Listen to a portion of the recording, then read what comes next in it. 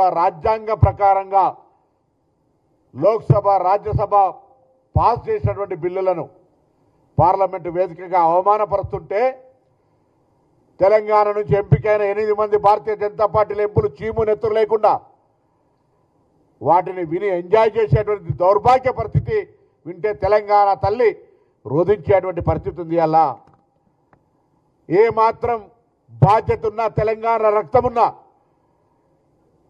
తేజస్వి గారు మాట్లాడినటువంటి మాటలు తెలంగాణ ప్రజల ఆత్మగౌరవం కాదు, అమరవీరుల ఆత్మక్షోభని కాదు, అవమానపరచడమే కాదు, ఇలా తెలంగాణ యావత్ ఉద్యమ స్ఫూర్తికి విఘాతం కలిగించే విధంగా మాట్లాడినారు. ఏ రాజ్యాంగంగా ఏర్పడలేదా? ఇంత పెద్ద దీర్ఘకాలిక ప్రజల ఆకాంక్షకు కాంగ్రెస్ పార్టీ నిర్ణయం తీసుకొని ఆనాడు భారతీయ జనతా పార్టీ కీర్తిశేషులు సుష్మా స్వరాజ్ గారు రాజ్యాంగ ప్రకారంగా పార్లమెంటులో మద్దతిస్తే ఇవాళ ఈ యొక్క ప్రధానమంత్రి నుంచి మొదలుకొంటే మొన్నవరో తెలుగుదేశం ఆంధ్ర ఎంపీ కూడా పార్లమెంటు గురించి కూడా మాట్లాడుతూ ఉండే, తెలంగాణ విభజన గురించి మాట్లాడుతూ ఉండే. ప్రతి ఒక్కరికి చురుకునైతుంది బిడ్డ, జాగ్రత్త. తెలంగాణ ఉద్యమకారులంతా ఒకవేళ ఎందుకులే విభజన జరిగింది కదా, ఎవరి విభజన దాకానే పోరాటం, విభజన తర్వాత ఎవరి బతుకులు వాళ్ళు బతకాలనుకుంటే జ్ఞానం లేక అజ్ఞానంతో పార్లమెంటరీ వ్యవస్థలో రాజ్యాంగాన్ని అవమానపరిచే విధంగా తేజస్వి మాట్లాడుతున్నటువంటి మాటలు ఈరోజు దేశ ప్రజాస్వామ్యానికి అగౌరవం. ప్రధానమంత్రి గారు కూడా వాటిని వినాలి. కాంగ్రెస్ పార్టీ మా నాయకుడు రాహుల్ గాంధీ గారు కూడా మెయిల్ చేశాం. అది పార్లమెంట్లో తొలగించేదాకా, ఆ పార్లమెంటు రికార్డుల నుంచి ఆ పదాలు తొలగించేదాకా డిమాండ్ చేయాలని కూడా కోరుతా ఉన్నాం. లోక్సభ స్పీకర్ స్వయంగా మా లేఖకు స్పందించి తెలంగాణ ప్రజల ఆత్మగౌరవానికి ప్రతీకగా లోక్సభ ద్వారా పాస్ అయినటువంటి బిల్లును అవహేళన చేస్తున్నటువంటి వ్యక్తుల పట్ల తగిన చర్య తీసుకొని రికార్డుల నుంచి తొలగించడమే కాకుండా అతని పార్లమెంటు సభ్యత్వాన్ని రద్దు చేయాలని కూడా ఈ సందర్భంగా డిమాండ్ చేస్తూ ఉన్నాం. తెలంగాణ ఎలా వచ్చింది? ఏం రక్తపాతంతో తీసుకున్నామా? తెలంగాణ మేమే ఆత్మత్యాగాలు చేసి ఆత్మహుతులకు పాల్పడి ప్రజాస్వామికంగా చట్టాల ద్వారా చేసుకున్నామే. మరి అటువంటి పరిస్థితిని ఇలా మీరు ఈ విధంగా ఇష్టం వచ్చినట్టుగా ఇష్టం ఉన్నప్పుడు మాట్లాడుతుంటే ఎవరు ఎందుకు మాట్లాడుతలేరు అని అడుగుతా ఉన్నా.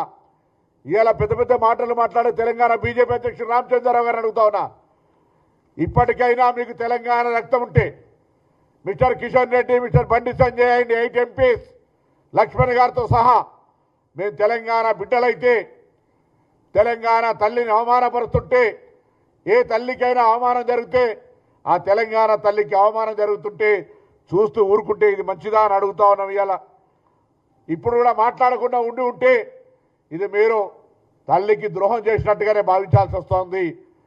ఆనాడు శాసనసభ్యత్వానికి రాజీనామా చేయకుండా పరారైన వ్యక్తి ఇవాళ తెలంగాణకు సంబంధించి ప్రాతినిధ్యం వహిస్తున్నప్పటికీ మంత్రిగా తెలంగాణ ఏర్పాటును ప్రధానమంత్రి మాట్లాడినప్పుడు అంటే భయం ఉండే కావచ్చు, మంత్రిగా తీసేస్తారని మాట్లాడలేదనుకున్నాం.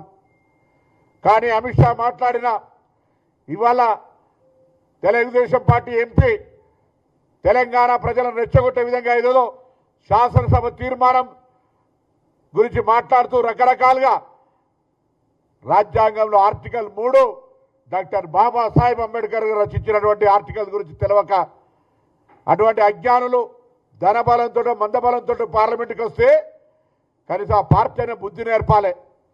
ఇలా సౌహృద వాతావరణంలో బతకాల్సిన పరిస్థితుల్లో తెలంగాణ ఏర్పాటు మీద తాపుకొకసారి కారం జల్లుతూ పుండు గెలికే ప్రయత్నం చేస్తూ ఉన్నారు. ఇది ప్రజాస్వామ్యానికి మంచిది కాదు. అసలు దేశ ప్రజాస్వామ్యంలో రాష్ట్రాల కూటమిగా ఏర్పడ్డ ఈ దేశంలో ప్రజాస్వామిక ఫెడరల్ సిస్టంలో తెలంగాణ విభజనను అవహేళన చేస్తుంటే తెలంగాణ ఏర్పాటుకు సంబంధించినటువంటి ప్రక్రియ ఆ వేదిక లోక్సభ అయితే అక్కడనే దానికి తెలంగాణ ఏర్పాటుకు అవమానం జరుగుతుంటే ఎందుకు ప్రేక్షకులుగా ఉంటా ఉన్నది వ్యవస్థ?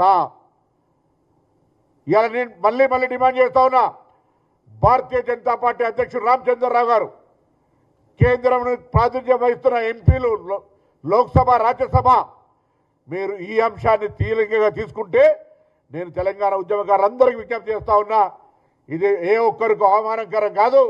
ఇలా తెలంగాణ ఉద్యమ స్ఫూర్తిగా తెలంగాణ ఉద్యమకారులంగా అనేక సందర్భాల్లో మనం మన హక్కును గుర్తింపును అడుగుతున్నప్పుడు మనను అవమానపరిచి మన ఉద్యమాన్ని మన ఏర్పాటును తెలంగాణ విభజన విధానాన్ని అవమానపరిచి మాట్లాడుతున్నటువంటి వాళ్ళ పట్ల మరొక్కడు నోరు విప్పే ధైర్యం చేయకుండా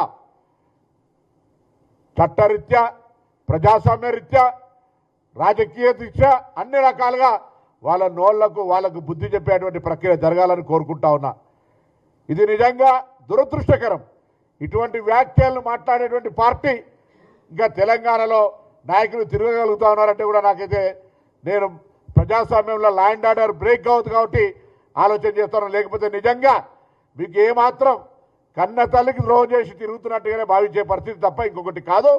నేను ఇప్పటికైనా మరొక్కసారి ఈరోజు ఈ తెలంగాణ ఏర్పాటును ఇండియా పాకిస్తాన్ విభజనతోటి పోల్చినటువంటి ఎంపీని వెంటనే పార్లమెంట్ నుంచి బర్తరఫ్ చేయాలి. ఆయన మాట్లాడినటువంటి మాటలు రికార్డు నుంచి తొలగించాలి. తెలంగాణ నుంచి ప్రాతినిధ్యం వహిస్తున్న భారతీయ జనతా పార్టీ ఎంపీలు ముందుగా చొరవ చూపెట్టి ఈ అంశం మీద స్పందించాలి. లేదంటే తెలంగాణ వ్యాప్తంగా ఉన్నటువంటి నా ఉద్యమకారులు, తెలంగాణ అమరవీరుల కుటుంబాలు, తెలంగాణకు సంబంధించినటువంటి ప్రతి ఒక్కరూ ఈ అంశం మీద స్పందించాల్సిందిగా కోరుతూ నేను ఈరోజు ఓం బిర్లా గారికి లేఖ పంపిస్తా ఉన్నా. దయచేసి తెలంగాణ ప్రజల ఆత్మగౌరవానికి, తెలంగాణ ఏర్పాటుకు వేదికైన లోక్సభను అవమానపరుస్తూ మాట్లాడినటువంటి విధానాన్ని వెంటనే ఆ మాటల్ని రికార్డు తొలగిస్తూ ఆ సభ్యుడిపై తగిన చర్యలు తీసుకోమని, అవసరమైతే తెలంగాణ పార్లమెంటు సభ్యులుగా మాజీ పార్లమెంటు సభ్యులను కూడా కలిసి నేరుగా స్పీకర్ని కలిసి విజ్ఞాపన కూడా చేస్తాం. అతను సభలో ఉండడానికి వీల్లేదు అనేటువంటి డిమాండ్ తెలంగాణ మాజీ పార్లమెంటు సభ్యుడిగా డిమాండ్ చేస్తూ ఉన్నాం. ఇది తెలంగాణ ప్రజల యొక్క అగౌరవపరచడం తప్ప ఇంకొకటి కాదు. ఉద్యమాన్ని అవమానపరచడం, రాష్ట్ర ఏర్పాటును అవమానపరచడం, ప్రజాస్వామ్యాన్ని అవమానపరచడం, రాజ్యాంగాన్ని అవమానపరచడం, ఏ లోక్సభ రాజ్యసభలలో వేదిక ద్వారా పాస్ అయిందో ఆ పాస్ అయిన విధానాన్ని వ్యతిరేకించడం ఇది అప్రజాస్వామికం. దీనిపైన భారతీయ జనతా పార్టీ నాయకత్వం స్పందించాలని సందర్భంగా డిమాండ్ చేస్తా ఉన్నాను.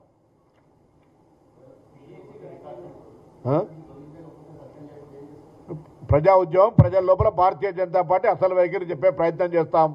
తెలంగాణ రాకుండా అడ్డుకుంటాం అటువంటి వ్యక్తులను.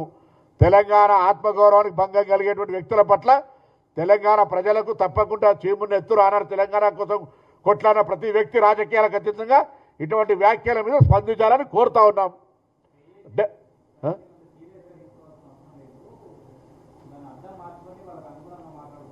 ఇప్పుడు దీని పట్ల కనీస జ్ఞానం ఉన్నాడు ఎవడైనా.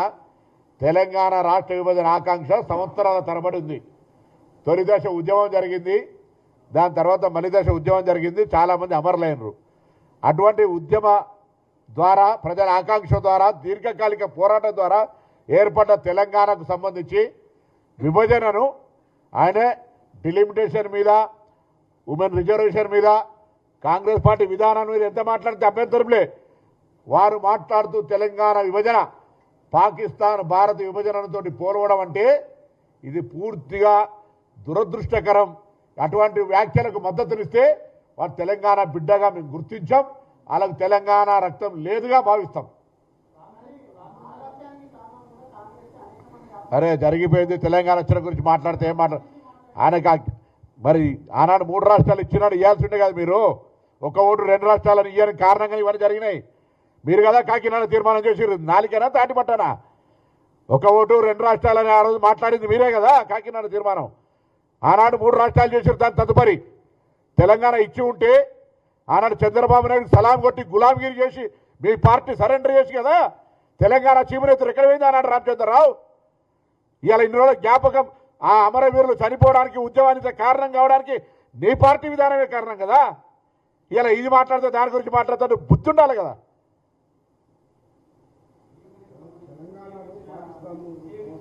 దాని గురించి మాట్లాడు సీఎం గారు ఇచ్చిన హైబ్రిడ్ సిస్టమ్ మీద క్రిటిసైజ్ చేయదలుచుకున్నాం. మా పార్టీ స్టాండ్ మీద క్రిటిసైజ్ చేయదలుచుకున్నాం. You have every right, that is the forum to discussion. నీకు హక్కు ఉంది క్రిటిసైజ్ చేయడానికి, నీకు మార్గం చెప్పి నీ పార్టీ స్టాండ్ చెప్పుకోవడానికి హక్కు ఉంది. బట్ ఎవడిచ్చిండు నీకు ఈ హక్కు? నా ప్రజాస్వామికంగా ఏర్పడ్డ తెలంగాణను ఉదహరించే హక్కు ఎవడిచ్చిండు అని అడుగుతున్నాం.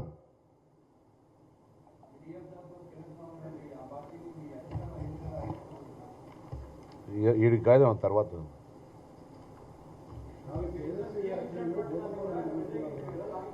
సరే. ఇప్పుడు నేను ఆ సబ్జెక్టులకు వదలుచుకోలేదు. ఆయనకు అది ప్రజాస్వామిక హక్కు, మాట్లాడే హక్కు ఉంది. దాన్ని నేను విమర్శించడమో క్రిటిసైజ్ చేయడం, I'm not a parliament member జవాబు చెప్తారు. నేనేమడుగుతున్నా, తెలంగాణ ప్రభుత్వం హైబ్రిడ్ విధానానికి సంబంధించి ఆయనకు 100% హక్కు ఉంది క్రిటిసైజ్ చేసేది. I'm not mentioning that issue. నేను అడుగుతా ఉన్నా, తెలంగాణ విభజన పాకిస్తాన్ ఇండియా విభజనతోటి పోలిస్తే మాది అప్రజాస్వామికం అయినట్టే కదా, మేము అన్డెమోక్రటిక్గా విభజించుకున్నట్టు కదా, మేము తెలంగాణ ప్రజల ఆకాంక్షను అగౌరవపరుస్తున్నట్టే కదా. భారతీయ జనతా పార్టీ దానికి సమర్థిస్తే మూర్ఖత్వమా, పిచ్చా? బుద్ధి ఉన్నదే మనాలకు?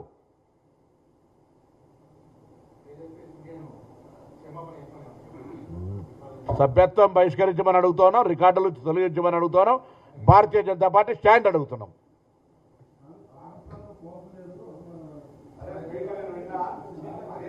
మీరు అట్లా మాట్లాడితే దానికి అట్లా మాట్లాడేటోళ్ళు, సమర్థించే వాళ్ళు బుద్ధి లేని వాళ్ళు. నేను ఆ రికార్డు చెప్తా ఉన్నా, ఇవాళ బాగా చెప్తా రికార్డులు వచ్చింది, మీరు అది రాలేదంటే మీరు కూడా మాట్లాడితే నేనేం చేయాలిగా? నేను భారతదేశం పాకిస్తాన్ విభజనతో పోల్చడం జరిగింది, తెలంగాణ ప్రస్తావన తెచ్చి. ఇంకేం కావాలి? త్రిపాల్ ఫలానైనా లేడు అంటే త్రిపాల్ గురించి మాట్లాడలేదంటే ఏం చెప్పాలిగా? అర్థం చేసుకోరు దయచేసి. ఈ తెలంగాణ ఆత్మగౌరవం, తెలంగాణ ఉద్యమంలో 5 సంవత్సరాలు పార్లమెంట్లో నిరంతరం పార్లమెంటుకు సంబంధించిన ప్రజల ఆకాంక్షకు అనుగుణంగా గొంతెత్తిన వాళ్ళం. ఇలా తెలంగాణను అవమానపరచాలి జాగిరా? ఇవాళ తెలంగాణ ఇంత అవమానపరిచిన కూడా తెలంగాణలో బీజేపీ ఎవడన్నా మద్దతు మాట్లాడితే మూర్ఖుడు అని చెప్తున్నా. ఎవడన్నా ఆన్ రికార్డ్.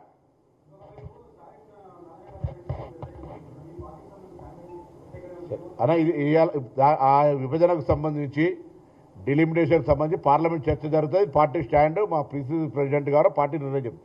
నేను only my contention, my issue, my request, దీని మీద 3 డిమాండ్లు నాది. ఒకటి, వ్యాఖ్యలు ఉపసంహరించు, ఆ రికార్డుల నుంచి తొలగించాలని స్పీకర్ గారిని కోరుతా ఉన్నాం. ఆయన సభ్యత్వం తొలగించాలని కోరుతా ఉన్నాం. దీన్ని తెలంగాణ భారతీయ జనతా పార్టీ నాయకత్వం గుడ్డిగా, బుద్ధి లేకుండా తెలంగాణ అవమానపరిచేటువంటి, అమరవీరులను అవమానపరిచే విధంగా స్పందించొద్దు. ఆయన మాట్లాడింది బాజాప్తా రికార్డులో ఉంది. మీరు దాన్ని తొలగించి దాని మీద పొరపాటు ఆయన మాట్లాడింది అనేంత ధైర్యం ఉండేటువంటి ప్రయత్నం చేయండి. మేము తెలంగాణలో అధికార పార్టీ సభ్యులంగా ఉండి తెలంగాణ ఆకాంక్ష కొరకు ప్రజల కోసం పోరాడినాం. ఇలా మీ దగ్గర అంత లేదు, చీమునెత్తురు లేదు, సాధ్యం కాదంటే మూర్ఖులుగా చరిత్రలో నిలబడతారు.